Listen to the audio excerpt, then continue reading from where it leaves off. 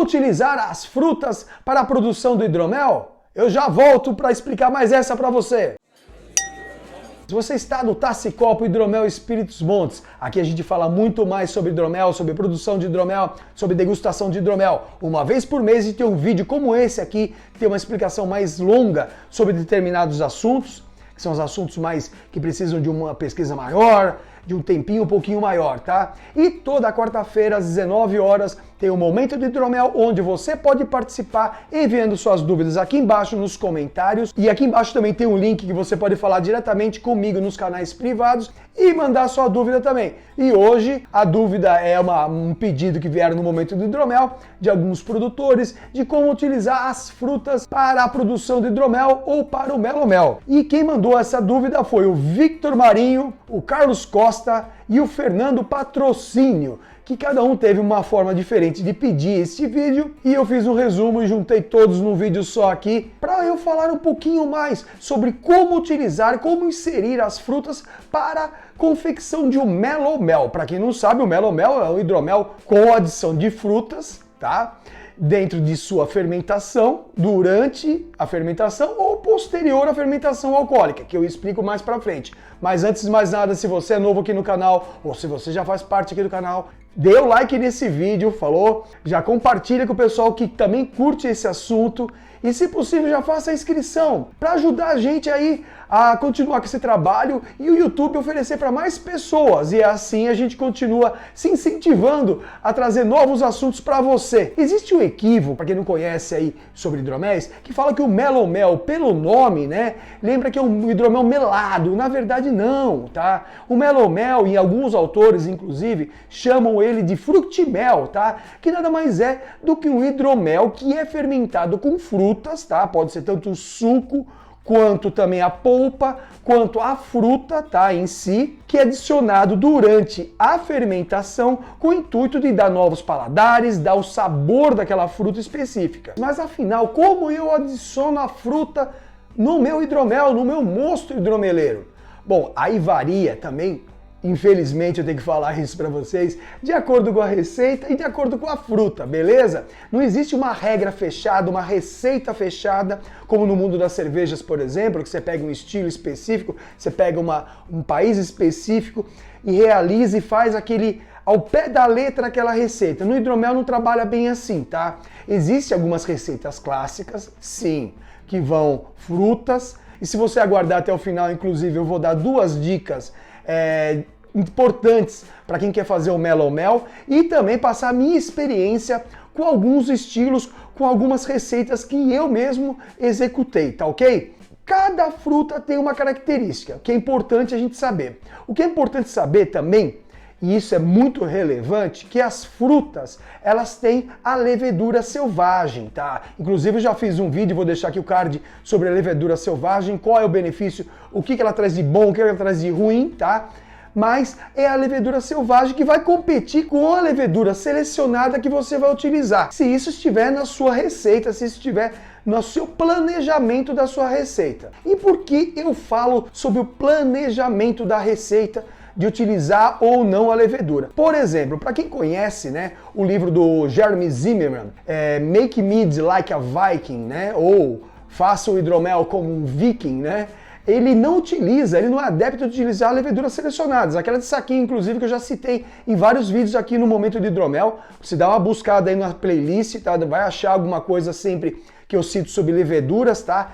Ele não é adepto a utilizar a levedura selecionada para a confecção de seus hidroméis. Por quê? Principalmente por buscar uma coisa mais natural, tá? Por ser mais uma coisa mais, vamos digamos, puritana, ou talvez mais buscando o passado mesmo. Porque no passado não existiam leveduras selecionadas.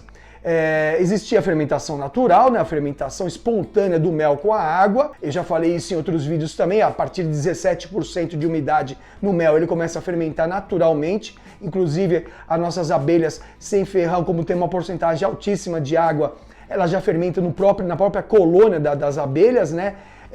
Então, no passado, eles não utilizavam a levedura selecionada para a confecção do hidromel. Utilizavam só as leveduras presentes, ou nos condimentos, né? que alguns condimentos podem trazer isso, algumas ervas, tá? Podem trazer algumas leveduras selvagens, que é o caso dos mitglings, né? Que são os hidroméis com ervas e condimentos, ou no caso dos meloméis, o fructiméis, que era a levedura da própria fruta, que auxiliava, que startava então a fermentação do mel com a água. Então no passado se utilizava isso e esse autor especificamente utiliza esse tipo de técnica. Mas como nós estamos aqui no século XXI já e muita gente utiliza a levedura selecionada para adiantar também o processo, para ser um processo mais limpo, por assim dizer, sendo que essas leveduras selecionadas é uma seleção que é feita de leveduras que são mais selvagens, de outras que são mais resistentes, tá? Inclusive no fator killer é assim que é feito, né? Essas leveduras são mais ativas e mais fortes, que eu já citei aqui também. Se você não quer ter essa competição entre a levedura selecionada com a levedura da fruta, recomendo você sanitizar muito bem a sua fruta. Aliás, sempre sanitizar e lavar bem as frutas é a primeira premissa, a primeira coisa que você tem que pensar ao trabalhar com frutas, tá? Adição de aditivos, por exemplo, químicos para inibição também é uma opção. Alguns autores até recomendam beta-bisulfito, por exemplo, tá?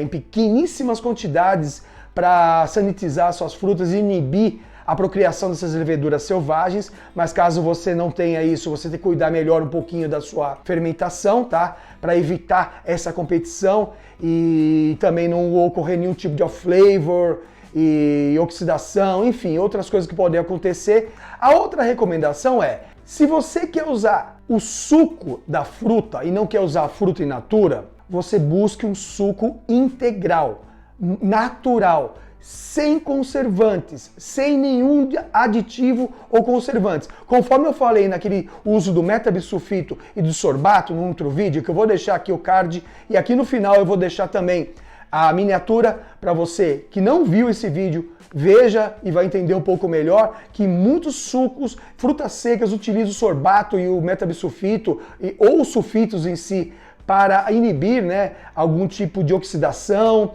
e ter uma conservação maior. Você tem que olhar no rótulo desse suco que você vai comprar, tá ok? Esse suco, ele tem que ser o mais natural, ele tem que ser integral, sem conservantes. Dá para usar? Sim. É utilizado inclusive nas cidras. Muitos produtores que fazem cidra utilizam o suco de maçã natural para fazer isso, mas é lógico que o melhor sempre é o mais natural possível, menos processado.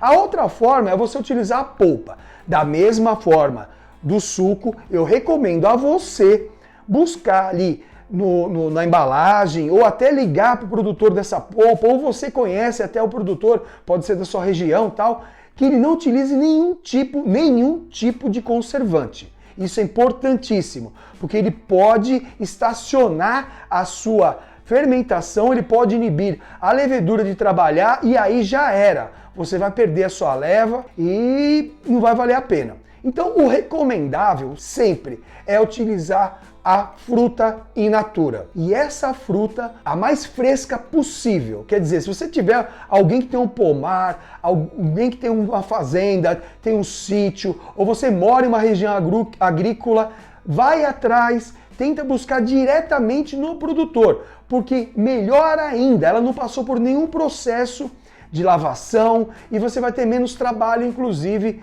para algumas frutas, tá bom? Como utilizar essas frutas então? Vamos separar por algumas classes. Eu não vou ser especificamente na parte botânica para falar muito sobre isso, senão vai ficar muito longo esse vídeo. A gente até pode pensar sobre isso futuramente. E, inclusive, se vocês gostaram desse tipo de tema e querem outros temas, como por exemplo, como fazer o mitglin, como utilizar aí os condimentos e as ervas, eu faço um vídeo específico para vocês, mas eu preciso que vocês também dêem o like nesse vídeo aqui, comentem e peçam para mim, senão eu não vou saber se vocês querem ou não, beleza? Então, como utilizar? Primeiramente, vamos separar as frutas de pomo, ou as frutas que têm mais, vamos dizer, como dizem os outros, mais carne dentro, tem mais parte maciça, né? Como, por exemplo, maçã, tá? Tem pouco suco, mas tem a parte mais maciça dentro.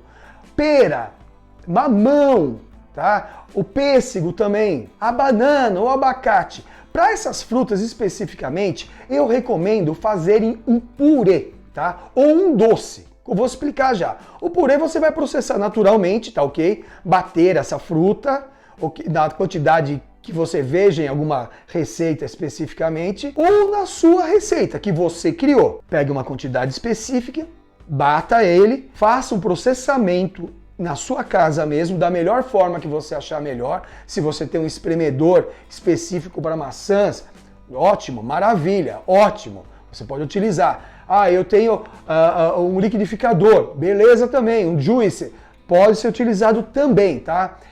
Mas faça em casa. E utilize como? Como você vai jogar direto no mosto? Negativo. Eu recomendo, para melhorar a limpeza, você usar os saquinhos de voal. Você pode mandar fazer um saquinho de voal ou comprar aqueles de biabe, que é utilizado na cerveja, tá? De voal. Coloque então esse purê dentro desse voal, fecha e coloca dentro da fermentação. E o momento da fermentação, em que local, em que momento colocar, eu já vou falar lá no final, tá? Mais pro final desse vídeo. Vamos tratar das frutas primeiro. Esse é o caso das frutas mais maciças, e eu utilizaria assim, ou fazer uma calda, um doce com ele. Por exemplo, eu falei que ia falar no final, mas eu vou dar um spoiler. Eu fiz, por exemplo, um melomel de abóboras uma vez, e não resolvi fazer como a maioria fez, que geralmente faz dessa forma, faz o purê, cozinho a abóbora, e a abóbora, para quem não sabe, é uma fruta, tá? Apesar de estar meio classificada ali como as leguminosas, sempre está nessa parte aí, inclusive nos mercados, nas feiras, mas ela é uma fruta, tá bom? Então, o que eu fiz? Eu fiz um doce em pedaços de abóbora, da forma que as avós faziam, sabe? Com cravo, canela. Lógico, eu utilizei um pouco de açúcar, não o necessário para você utilizar ele como fermentável, mesmo porque ele foi caramelizado, tá? Cozinhei bastante aquilo e utilizei ela dentro da minha receita, que inclusive eu vou compartilhar com vocês. Eu vou deixar o link aqui embaixo dessa receita, lá no meu blog Taça e Copo, para você acessar e pode reproduzir. Foi sucesso e é bem legal, viu? O pessoal gostou bastante. Então eu fiz esse doce, você pode reproduzir uma forma parecida com essa, por exemplo, utilizar outras frutas e fazer uma coisa similar a isso. E as frutas que têm mais suco, como é que a gente utiliza? Por exemplo, laranja, limão, né? Que soltam mais caldo, que utilizam, e geralmente são as frutas mais cítricas, né? Poucas frutas têm mais caldo assim, não são tão cítricas, mas também serve nesse caso, tá? Primeiramente, as mais cítricas, fiquem de olho principalmente no pH, tá? A acidez vai subir, eu já falei sobre o pH, vou deixar aqui um card, inclusive, para você assistir depois, tá? Ver o que é o pH, ver como é que controla ele, é importantíssimo, tá? Na produção do hidromel, tem uma margem que o hidromel consegue trabalhar legal no pH, e essas frutas cítricas tendem a ficar mais ácidas, obviamente. E no caso da laranja e do limão, aquela parte branca tende, se você colocar ela inteira, além do suco, ela tende a dar um amargor, né? Quem já fez o jaon, aí o famoso jaon, sabe muito bem do que eu tô falando, daquele amargorzinho que não é muito agradável, beleza? Fique de olho nessa parte, no caso das frutas cítricas principalmente. Indo um pouquinho também para as berries, né? Por exemplo, morango, amora, framboesa, é importante também você ficar de olho, porque dentro dessas frutas, geralmente na parte interna dela, tem uma partezinha branca, que tende também a dar aí um vegetal meio desagradável, uma coisa meio crua. Muitos produtores removem essa parte e utilizam, inclusive, que nem eu falei, uma sanitização muito boa, tá? Uma inibidora aí dessas leveduras trabalharem. E vale também lembrar que muitas frutas têm um tanino bem intenso, graças à sua casca. Por exemplo, no caso dos piments, para quem não sabe o que são os piments, são os meloméis com a confecção de uvas, tanto as brancas quanto as tintas, tá?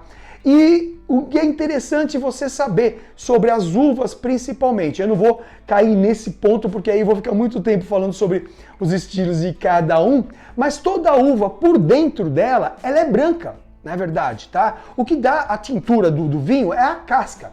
O que é similar a uma resposta que perguntaram sobre a jabuticaba. Você teria que esmagar a jabuticaba ou colocaria ela inteira? Sim, tem que esmagar. Existem algumas técnicas também e eu prometi falar uma delas aqui. Como nas uvas e no piment também, vocês podem reproduzir dessa forma. Então, por exemplo, existe vinho branco feito de uva tinta? Sim, tá? Existe sim. Inclusive, alguns champanhes, tá? É feito da Pinot Noir, e a Pinot Noir tem a parte interna, como toda uva, é branca, tá? Só que não é adicionada a casca. O que traz a casca, o que traz o tanino, na verdade a cor, é a casca o tanino, além da casca da uva, também traz esse tanino. E muitas frutas têm o tanino independente de ser uvas, né? E aí é interessante você ficar de olho também, para não ficar muito agressivo esse tanino, tá? E de repente equilibrar o hidromel com o dulçor. E no caso das uvas, e também você pode fazer da mesma forma do jabuticaba, é separar, vai dar um trabalho, separar a parte interna da casca de algumas uvas, tá? Tem outras que são inteiras já. Então você remove elas, separa a casca, porque o sabor vai estar realmente dentro da fruta, na parte interna. Então você faz uma primária, por exemplo, pode até congelar essa casca, aliás, é recomendável congelar, porque vai demorar um tempo essa primária. Você pega essa fruta, você esmaga ela, pode utilizar o voal também, sempre, tá? O biabe. Coloca a fruta lá, utiliza-se na primária, dá todo o sabor necessário, e quando você sabe que o sabor já está legal, tá bom, beleza, pode colocar mais, aí já vou explicar também uma outra técnica, tá bom? Na sequência, você colocar na secundária mais fruta também, e aí também adicionar aí a casca para dar cor. Por quê? Alguns hidroméis e algumas frutas tendem a perder a cor. Por exemplo, como eu já estava citando lá as berries, né? O morango é uma dessas, tá? Ele começa com uma cor bem vermelha, como esse aqui de cima, do hidromel que está aqui na minha estante aqui em cima. Bem vermelhão, ele começa dessa forma, depois ele vai com o tempo, parece que vai amadurecendo, e vai perdendo a cor, vai indo para um tijolo, para um laranja. Inclusive, no caso dos morangos especificamente, a maioria deles perdem também sabor, o que faz com que o hidromeleiro coloque não só na primária, mas também na secundária. E para quem não sabe quais são essas etapas da fermentação, novamente, eu vou deixar outro card aqui que eu falo essas etapas para você poder seguir, você verificar como é que são essas etapas. Então você coloca na primária, na alcoólica, faz sua tráfega ou algo parecido que você acha legal fazer para passar para a secundária. E na secundária você adiciona mais fruta. Isso realça o sabor da fruta, realça também a cor, nesse caso do jabuticaba ou até das uvas. Em que momento, então, inserir a fruta no meu mosto do hidromel? Bom, eu já falei lá atrás que eu poderia ser colocado na primária e na secundária para poder realçar sabores, aromas e tudo que a fruta tem a dar para o hidromel, certo? Alguns autores até defendem colocar só na primária, outros só na secundária. Por exemplo, nesse último caso, um dos autores mais famosos a defender quase todas as receitas dele, do Ken Sheeran, que é o autor, né, de The Complete Mead Maker, ele defende colocar na secundária as frutas, tá? E depois fazer a parte da clarificação. Bom, isso varia de cada um.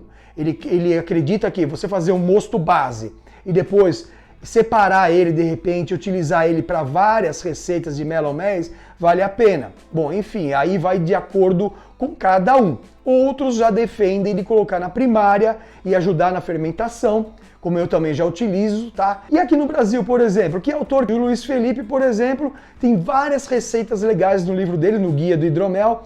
O Grégoire Demetz, também no e-book dele, que eu vou deixar o link aqui embaixo de ambos, como vocês podem adquirir. Tem várias receitas e recomendo para vocês buscarem outras receitas, fazerem aí algo parecido, ver que similaridade que tem algumas frutas, como ela vai se comportar com outras receitas e pode ser similar e dá certo a maioria das vezes, tá? Alguns recomendam na primária, depende se a fruta solta muita aroma e perde muito, é recomendável colocar na secundária também. Mas vale aí você fazer a experimentação sua, criar uma própria receita. E isso fica uma coisa totalmente personalizada e com a sua assinatura. E isso que é legal. E sobre a minha experiência pessoal? Bom, eu fiz, como já falei, o hidromel de abóbora, que é bem legal. Ele ficou bem equilibrado, o pessoal gostou, apesar de bem alcoólico, ele ficou equilibrado ali no dulçor, tem outros condimentos no meio, tá? Ficou interessante, eu utilizei essa técnica do doce, que nem eu falei. Fiz um outro de morango com kiwi, que ele ficou bem alcoólico, mas mais pro doce, ele ficou suave. Nesse caso eu usei a fruta in natura mesmo, tá? Tanto kiwi quanto o morango. Precisei utilizar morango na secundária, no caso da abóbora não precisou, porque foi bem mais intenso o sabor. Usei só na primária, tá? Então na secundária eu também utilizei mais uma leva de morango e também eu fiz um outro, isso eu estou citando os principais que eu lembro, assim, que que foram mais marcantes. O de cambuci, que é uma fruta aqui da região endêmica, aqui da minha região da Serra do Mar, tá? Era de toda a Serra do Mar do Brasil, mas como foi reduzido a Mata Atlântica, na realidade, né? Ele também é uma fruta que tem um tanino bem intenso, tem um amarrar de boca, então eu tive que trabalhar um pouquinho em cima disso, ficou bem legal. Aí já foi uma coisa mais fresca, um hidromel mais fresco mesmo, ficou bem interessante. E eu coloquei in natura. Nesse caso, eu dei uma fervida, inclusive. Cortei no meio o cambuci, dei uma ferventada nele, joguei essa água fora para remover um pouco dessas leveduras selvagens, tá? Dar uma inibida, é uma outra forma que você tem também para a utilização dessas frutas que tem uma levedura muito forte. E para encerrar esse vídeo, eu vou dar 2 dicas importantes para você que quer fazer o melomel. A primeira é pesquise bastante sobre as leveduras que você quer utilizar no seu melomel. Lembra que eu falei do fator killer em outros vídeos? Dá uma procurada aí, tá? Se não, busca na internet. Esse fator killer de algumas leveduras faz com que não tenha a competição das leveduras selvagens com a levedura selecionada. Então ela vai sobressair, ela vai, nessa briga, ela vai ganhar das leveduras selvagens, porque ela já é selecionada, ela tem esse fator e ela tem essa característica. Outras leveduras têm uma característica de ajudar nesses aromas, né, nos estéreis que tem em algumas frutas. Então ele vai ajudar e vai complementar. Então você fazer uma busca de qual levedura poderia ser melhor, que vai casar melhor dos aromas que ela solta durante a fermentação com a fruta que você escolheu, pode casar muito legal e trabalhar melhor. Veja também que as leveduras também têm um padrão aí, de repente, de você entender de temperatura, né? Que eu já falei anteriormente, temperatura de hidromel. Algumas leveduras trabalham uma margem de temperatura interessante, outras não trabalham bem com frutas, então é bom você dar uma pesquisada boa em cima disso antes de começar a fazer seu melomel. E a segunda é uma técnica que é muito utilizada no mundo dos vinhos, tá? E acontece também quando você usa frutas in natura, sem ser in natura e sem ser o purê, né? Sem ser no voal, sem ser no biabe, que é o chapéu do mosto, tá? Acontece isso nas uvas, né? Nos vinhos, que acontece o quê? Essas frutas elas sobem e ficam boiando no superfície da seu fermentador. Isso faz com que a oxigenação não seja tão boa interiormente, tá? E faz com que, no mundo dos vinhos, que nada mais é do que empurrar esse chapéu, empurrar essas frutas para o fundo novamente e fazendo a oxigenação também, de forma a facilitar a saída do gás carbônico, tá? E também oxigenar o seu mosto, que é muito importante para ter uma fermentação saudável, tá? Principalmente no começo da sua fermentação, na fase tumultuosa, lá quando começou a fermentar mesmo, nos primeiros 15 dias, 20 dias, tentem um dia sim, um dia não, quando vocês puderem empurrar o chapéu do mosto para baixo, para você não ter nenhum problema com relação à sua fermentação. Bom, ficou um vídeo um pouco mais longo, mas com as explicações que eu tinha em mãos e que eu aprendi nesse decorrer de produção de hidromel, que ajude você a fazer o seu melomel, a trabalhar com as frutas. E não esqueça não, se você já gostou desse vídeo, não esquece de dar o like aqui embaixo, tá? Compartilhar para o pessoal que conhece e gosta de hidromel, que quer produzir hidromel ou tem dúvida de como utilizar as frutas no hidromel. A força que vocês sempre me dão aí com os comentários, com o joinha mesmo, já vale. Eu me sinto lisonjeado. Muito obrigado e até o próximo!